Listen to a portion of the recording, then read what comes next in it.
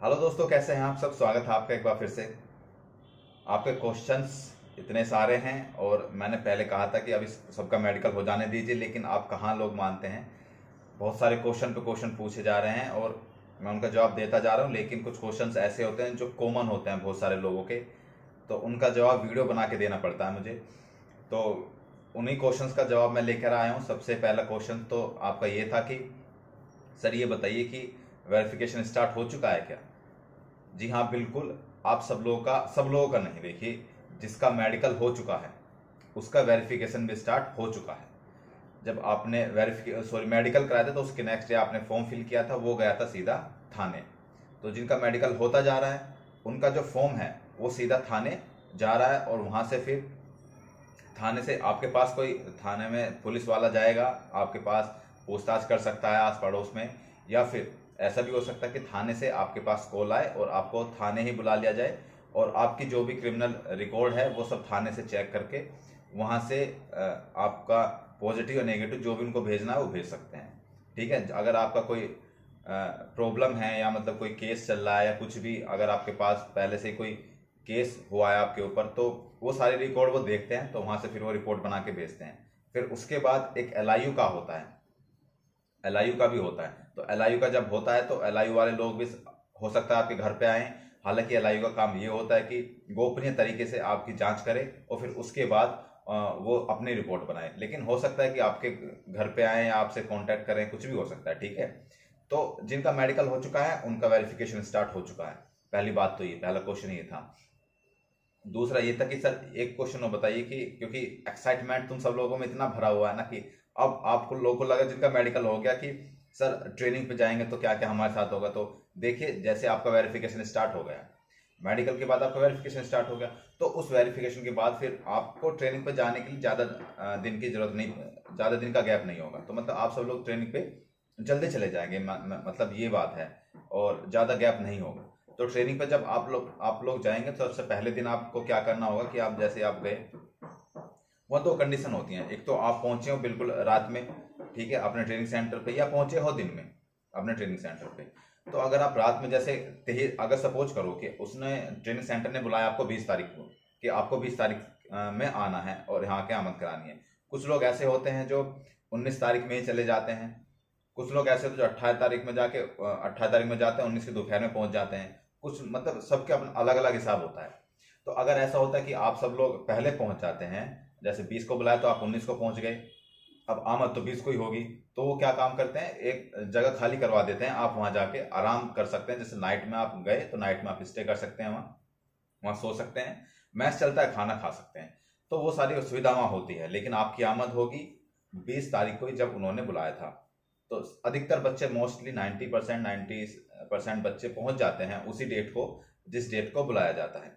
कुछ बच्चे ऐसे होते हैं जिनका जैसे एनओसी, कोई जो पहले से जॉब कर रहा है उनके एनओसी नहीं मिल पाई है या कुछ भी प्रॉब्लम हो गई है उनको, तो वो उस डेट को नहीं पहुंच पाते हैं।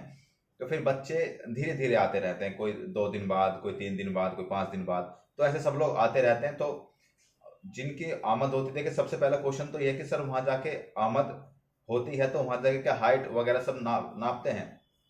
बिल्कुल, वो सब नापी जाती है, हाइट चेस्ट वगैरह सब नापी जाती है। ठीक है। आपके जो भी डॉक्यूमेंट्स हैं, ओरिजिनल डॉक्यूमेंट्स लेके जाना है। ठीक है। वहाँ पे ओरिजिनल डॉक्यूमेंट्स चेक होते हैं, आपकी आमद होती है, सारी चीज़ें वहाँ होती हैं।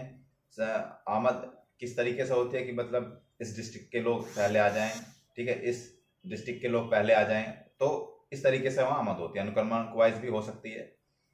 तो आमद होने के बाद वहाँ पे आपको सबसे पहले 4,000 या जो भी उनका अमाउंट होगा, हमसे 4,000 रुपये लिए गए थे, 4,000 या जो भी उनका अमाउंट होगा वो जमा करवा लेते हैं वहाँ। वो जमा इसलिए करवाते हैं क्योंकि क्योंकि आपको अपने साथ में कुछ पैसे लेके जाने हैं। ऐसे नहीं कि आप ऐसे चले गए, वहाँ बहुत खर्चा हो जाता है शुरू में जाने पर ही। तो आप गए तो वहाँ पे कुछ पैसे जमा करवा लेते हैं। वो जमा करवाते हैं इसलिए क्योंकि उनकी मैस कटिंग के लिए आपको खाना खाना है, तो उसका वो पहले से एडवांस जमा करवा लेते हैं। 4,000 जमा करवा दिए, फिर उसके बाद जब 1 महीना हो जाएगा तो आपकी मैस की कटिंग आ जाएगी। या ऐसा भी हो सकता है कुछ दिन वो पैसे दे के तब आपको खाना मिले कि 50 रुपये दिए, 60 रुपये दिए, तब आपको खाना मिलेगा। ठीक है। उसके बाद जब आपका मैथ्स मैनेजर नियुक्त हो जाएगा तो आपको महीने के अंत में कटिंग देनी होगी, मैथ्स कटिंग, वो बात अलग हो गई। ठीक है। फिर उसके बाद क्या है कि आप सब लोग जैसे पहुंचते हो, आमद होते तो आपको रोल कॉल के लिए बुला दिया जाएगा कि आपको वहीं बता दिया जाएगा कि शाम को इस ग्राउंड में इतने बजे आपको इकट्ठा होना है। फिर आप वहां जाके इकट्ठा हो जाते हैं सारे लोग। फिर वहां पे जो भी मेजर साहब होते हैं वो इंस्ट्रक्शन देते हैं कि आपको कब क्या करना है, ठीक है। और वो बहुत सारी चीज समझाते हैं कि सुबह किस टाइम आना है, शाम को किस टाइम आना है, क्या आपका रूटीन रहने वाला है, ये सारी चीजें वो बताते हैं। फिर उसके बाद आपको कहा जाता है कि आप बाहर जाइए और जाके अपने सफेद लोअर और सफेद टी शर्ट और सफेद जूते और सफेद मोजे ये आपको लेके आने हैं। या तो आप घर से भी ले जा सकते हैं, उसमें कोई ज्यादा बड़ा इशू नहीं है, ठीक है। अगर आपके पास नहीं है तो आप वहां जाके खरीद सकते हैं, ठीक है। तो खर्चा मतलब काफी हो जाता है जब आप सब लोग फर्स्ट टाइम जाते हैं। तो ये सारी चीजें वहां होती हैं। फिर उसके बाद आपको अलॉट कर दिए जाते हैं, आपको बता दिया जाता है कि आप सब लोग वहां रहेंगे किसी हॉस्टल में या किसी बैरक में। बैरक और हॉस्टल दोनों अलग अलग है, क्योंकि हॉस्टल में ऐसा होता है कि एक कमरे में 2 लोग रह लेंगे या मैक्सिमम 3 लोग रह लेंगे, तो हॉस्टल इस टाइप से बना हुआ होता है। बैरक क्या होती है, बैरक में एक लंबा सा रूम होता है और उसमें कम से कम 10 से 15 लोग उस बैरक में रहते हैं।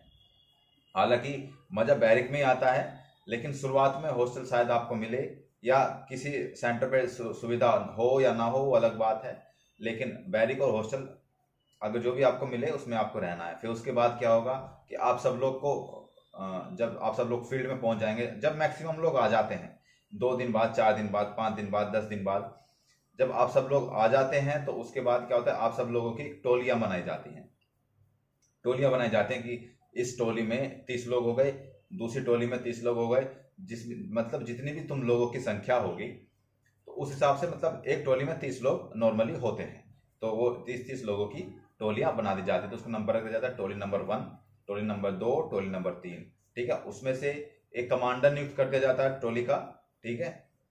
जो भी जैसे कोई पहले अगर कोई पुराना सिपाही रहा हो या फिर किसी फोर्स में रहा हो, जिसे मतलब नॉलेज हो इस चीज की, परेड वगैरह की, तो उसको कमांडर बना दिया जाता है।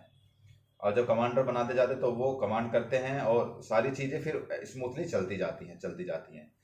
जब टोलियां किस हिसाब से बनाई जाती हैं, टोलियां इस हिसाब से बनाई जाती हैं, हमारी तो ऐसे बनाई गई थी कि इस डिस्ट्रिक्ट के 4 लोग आ जाएं, इस डिस्ट्रिक्ट के 4 लोग आ जाएं, इसके 4 लोग आ जाएं, ऐसे करते करते वो पूरी टोलियां बना दी जाती, 30 लोगों की टोलियां बना दी जाती थी, ठीक है।